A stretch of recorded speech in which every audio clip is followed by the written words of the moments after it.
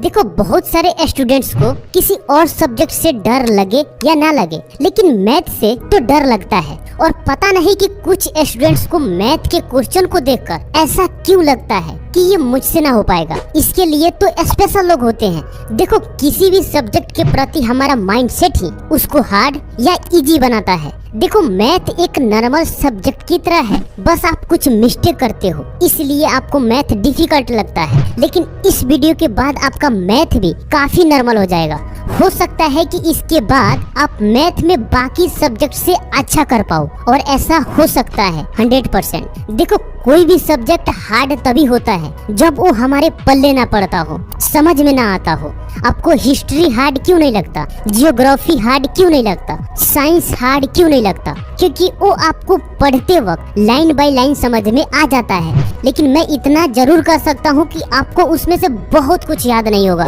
भले आप आंसर को 10 बार याद करके भूल जाओ, लेकिन आप इसे हार्ड नहीं बोलोगे। लेकिन मैथ एक ऐसा सब्जेक्ट है जिसको याद करने की जरूरत नहीं होती, बस कंसेप्ट को समझना और कुछ फार्मूले को याद करना होता है। और थोड़ी सी लॉजिक लगाकर आप किसी भी क्लास के मैथ को पूरा कंप्लीट कर सकते हो। अब मैं आपको बताऊंगा कि आप मैथ को इजी कैसे बना सकते हो, और जिनका मैथ इजी नहीं है वो कहाँ गलती कर रहे हैं। और हाँ, एक बात क्लियर कर दूं कि मैथ में मेहनत लगता है, और जो स्टूडेंट्स मेहनत करने से डरते हैं उनके लिए शायद मैथ नहीं है। अब आप इतना मत डरो कि मैथ में बहुत ज्यादा मेहनत लगता है, ऐसा नहीं है। आप बाकी सब्जेक्ट से थोड़ा ज्यादा समय दोगे तो आपका मैथ भी काफी इजी हो जाएगा। नंबर 1, मैथ का बेसिक नॉलेज गैदर करो। मैथ उन स्टूडेंट्स के लिए इजी हो जाता है जिनका अर्थमेटिक यानी अंक गणित पर पकड़ अच्छी होती है। मैथ को अच्छे से सॉल्व करने के लिए सबसे पहले कम से कम आपको 20 तक टेबल यानी पहाड़ा याद होना चाहिए। उसके बाद आप पॉइंट नोट करते जाओ। एडिशन यानी जोड़, सब्ट्रैक्शन यानी घटाव, मल्टीप्लिकेशन यानी गुणा, और डिवीजन यानी भाग आपको तो अच्छे से आना चाहिए। उसके बाद स्क्वायर एंड स्क्वायर रूट यानी वर्ग और वर्गमूल। उसके बाद एलसीएम एंड एचसीएफ। उसके बाद फ्रैक्शन यानी भिन्न, इसका भी जोड़ घटाव गुना और भाग होता है। उसके बाद simplification. Next cube and cube root यानी घन और घनमूल। नेक्स्ट रेशियो एंड प्रोपोर्शन यानी अनुपात एवं समानुपात। एक्सपोनेंट यानी घातांक।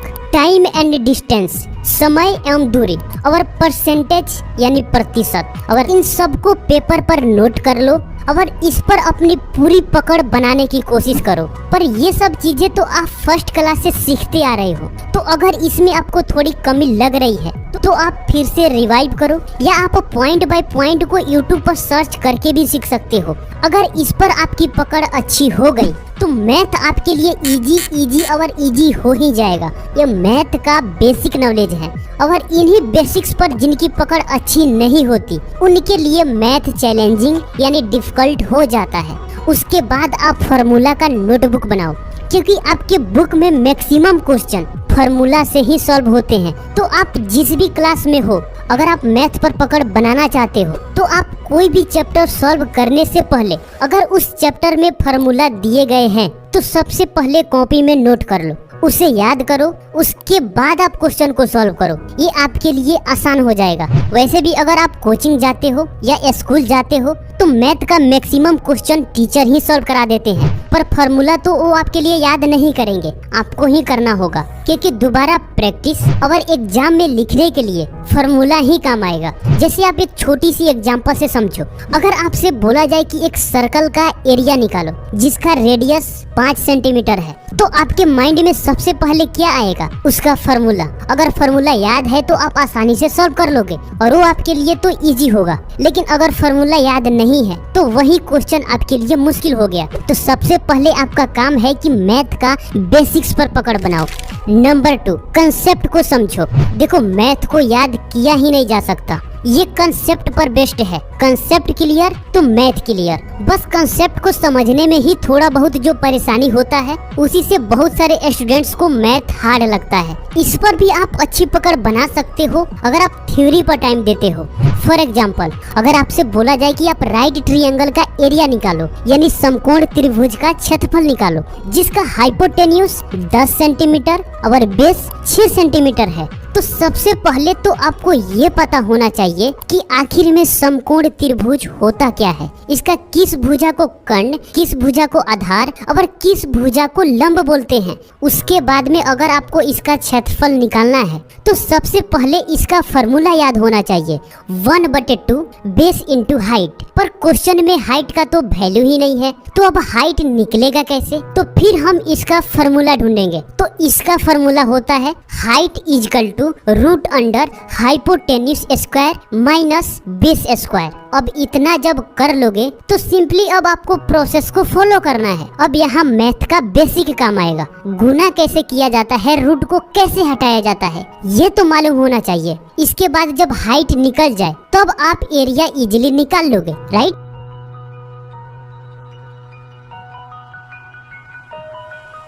तो मैथ को इजीली सॉल्व करने के लिए कंसेप्ट से लेकर बेसिक तो मजबूत होना ही चाहिए, जो कि अगर आप मेहनत करते हो तो धीरे धीरे आप मैथ पर पकड़ अच्छी बना सकते हो। Number 3, practice.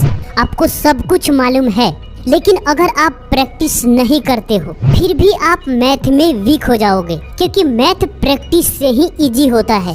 और जो लोग मैथ पर समय नहीं देते फिर वही बात आती है कि मैथ हार्ड है। अगर आप क्वेश्चन सॉल्व करते हो, अगर आपसे उसका राइट आंसर नहीं आता है तो इसका मतलब ये नहीं है कि आपके लिए मैथ तो हमेशा के लिए हार्ड ही है। ऐसा सबके साथ होता है, एक बार नहीं आता, 2 बार नहीं आता, तीसरी बार में आ ही जाता है। देखो, अगर आपको मैथ समझ में नहीं आता है तो आप किसी से भी हेल्प ले सकते हो, इसमें शर्म की कोई बात नहीं है, क्योंकि मैथ अपने आप समझ में नहीं आता, इसके लिए दूसरों का हेल्प लेना ही पड़ता है। अगर आप चाहो तो मैथ का ग्रुप डिस्कशन भी कर सकते हो, जिसमें एक दूसरे का प्रॉब्लम सॉल्व हो जाता है, या टीचर तो आपके लिए हमेशा अवेलेबल है, तो कोई दिक्कत की बात ही नहीं है। तो बस आपको मैथ का बेसिक्स नॉलेज मालूम होना चाहिए, कंसेप्ट को समझने के लिए थ्योरी पर ध्यान देना होगा, थोड़ा लॉजिक लगाना होगा और लास्ट में प्रैक्टिस करना होगा। आप जितना प्रैक्टिस करोगे मैथ आपके लिए उतना इजी बनता जाएगा। तो आप ये चीजें करो,